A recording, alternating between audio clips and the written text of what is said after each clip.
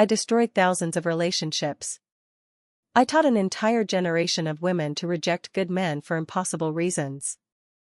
I created a culture where being alone was better than accepting someone who was merely human. My name is Sarah, and 5 years ago, I wrote a best-selling book that accidentally broke modern dating. Today, I want to tell you how I realized what I'd done, and how I've spent the last 3 years trying to fix it. This is my confession. This is the story of how I learned that sometimes, good enough really is good enough.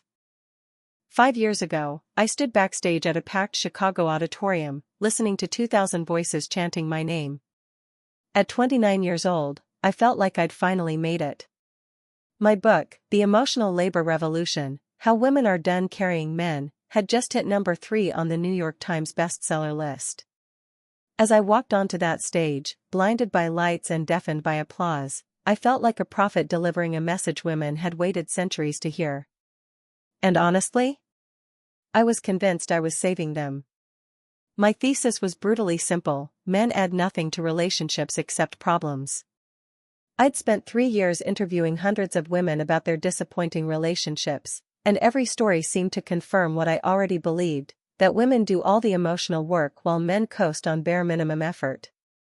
I divided my book into 12 chapters, each one systematically proving that women didn't need men. Chapter 3, The Myth of Partnership, went viral. I argued that partnership is really just women doing 70% of the work while men congratulate themselves for 30%. Chapter 7 was called Raising Your Standards to Unmeetable Heights. I literally encouraged women to demand perfection and accept nothing less. Chapter 10, The Joy of Selective Solitude, reframed loneliness as liberation. Looking back now, I can see that each chapter was teaching women to become impossible to please. But at the time, I thought I was empowering them. I thought I was giving them permission to want more. I had no idea I was teaching them to want the impossible. The response to my book was intoxicating. At that Chicago signing, a woman approached me with tears streaming down her face. Her hands were shaking as she held out her copy. "You saved my life," she said. "I read your book last week. This morning, I ended my 4-year relationship." He begged me to stay, cried, and said he'd change. "But I remembered what you wrote, tears are the last weapon of the inadequate man." I walked out. Now I'm free. I signed her book feeling like a hero. I wrote "Stay strong, sister," and watched her leave with pride. There was this tiny voice in the back of my head that felt wrong about it. But I silenced it. The next person in line was already telling me how I'd changed her life too. The messages started flooding in through every platform. My DMs became a constant stream of women telling me they'd left their partners after reading my book. I dumped my fiancé because he didn't read enough feminist theory.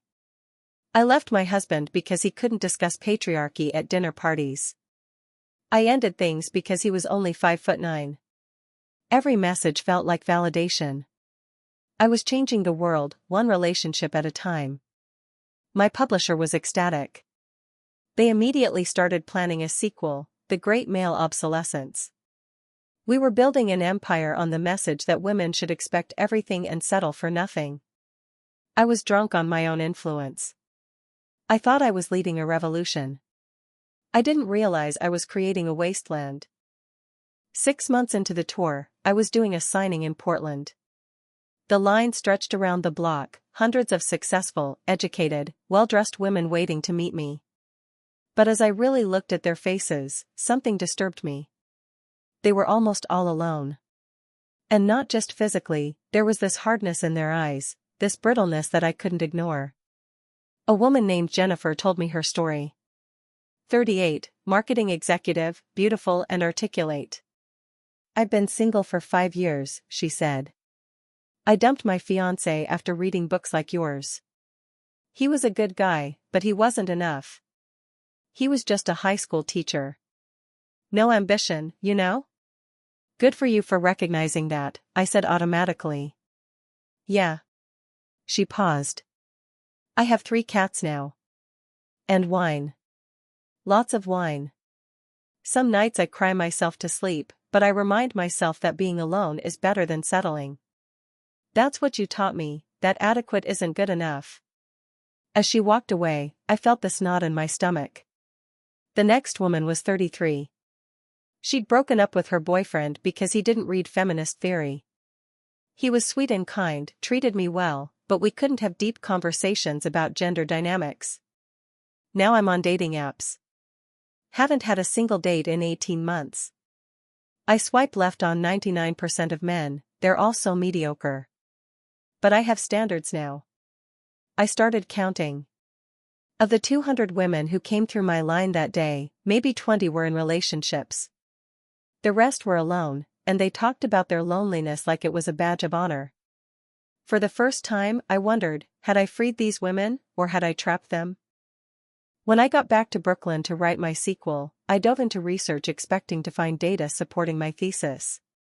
Instead, I found statistics that horrified me. Yes, marriage rates were at historic lows. But single women were reporting the highest rates of depression and anxiety in recorded history. Antidepressant use among single women 25 to 45 had tripled. Suicide ideation was up 40%. The birth rate had collapsed. Fertility clinics were overwhelmed with single women freezing eggs, hoping to find worthy partners before it was too late. Most never would. Then I looked at dating app data. Women swiped right on only 4% of men. 4%. We were rejecting 96% of men as unworthy of even a conversation. But here's the kicker, that top 4% weren't interested in relationships. Why would they be? They had hundreds of matches, dozens of women competing for their attention. Meanwhile, good men who wanted commitment couldn't get a single match. I'd helped create a system where nobody won. I interviewed dating coaches, expecting them to validate my work. Instead, Patricia, who'd been coaching for 20 years, showed me her client list, 200 successful, attractive, intelligent women. All single. All miserable. My typical client wants a man who's 6'3" minimum, makes $300,000 plus, looks like a model, but is also a sensitive feminist who's done therapy, she told me. Do you know the math on that? You're talking about maybe a few thousand men in the entire country. And those men have hundreds of options. Why would they settle down? I left that interview shaking. But nothing prepared me for what happened when I interviewed the men themselves. I interviewed 27 men over 3 weeks. I expected to find entitled, angry misogynists who proved my point about male inadequacy. Instead, I found Chris. 31, software engineer, kind eyes, carrying a psychology book. He'd given up on dating after 4 years of apps resulted in 15 first dates, 2 second dates, no thirds. I'm not exciting enough, he said simply. I have a good job, hobbies, friends. I volunteer at a literacy nonprofit. But women want someone who's started companies or travels constantly. I'm just a normal guy living a normal life. That's not good enough anymore. 0 matches in 6 months.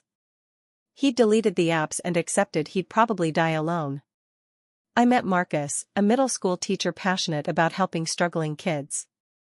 Women ended dates when they learned his profession wasn't ambitious enough. I met James, a divorced father working 2 jobs to afford child support. I'm undateable, he said matter-of-factly. Women see my kids as baggage, not a sign that I'm devoted. I can't focus entirely on them because my children come first. So I've accepted being alone. These weren't monsters. They were tired, defeated men who'd internalized that they were fundamentally unworthy of love. Many quoted my book specifically. Women had used my arguments to explain why these men weren't good enough. I realized I'd helped break an entire generation of good people. I knew what I had to do, even though it would destroy everything I'd built. I wrote a second book, The Settling Revolution, How I Learned Love Requires Compromise. The core message was simple, I was wrong. Perfect partners don't exist. Good enough is often genuinely good enough. Standards should be reasonable, not impossible. And dying alone isn't victory, it's just loneliness. My publisher rejected it. The feminist community turned on me viciously. I was called a traitor, a sellout, a woman who'd betrayed the movement. My speaking events were cancelled. I was blacklisted. But I self-published anyway. The book barely sold compared to my first one, but the messages I received were different. I read your first book and dumped my boyfriend 3 years ago. Your second book made me reach out to him. We're engaged now. I almost lost my soulmate because of impossible standards. Your first book destroyed my engagement. Your second book helped me understand I'm not inadequate, the standards were just impossible. I'm in therapy now, rebuilding my self-worth. Slowly, the message spread. Maybe perfect isn't the goal. Maybe good is good enough. I'm 34 now, still single but working on it. I'm in therapy, examining my own impossible standards, learning to see people as humans rather than resumes. My first book still sells, still influences women, still does damage. But my second book is out there too, quietly changing minds, helping people find each other again. If you took my first book's advice, if you're alone waiting for perfection, I want you to know, I was wrong. Height doesn't determine worth. Income doesn't determine character. Love requires accepting flaws and choosing someone despite imperfections, not because they lack them. The revolution we need isn't women alone, celebrating solitude. It's people together, accepting each other's humanity, building imperfect lives that are still worth living. Maybe good enough really is good enough. Maybe the bravest thing we can do is choose connection over perfection. That's what I'm learning. That's what I'm fighting for now. And if my story helps even one person choose love over loneliness, then maybe I can forgive myself for the damage I've done. Maybe redemption is possible, even for someone like me. What do you think? Have you ever had impossible standards that kept you from real connection? Let me know in the comments, and don't forget to subscribe for more stories about the messy reality of being human.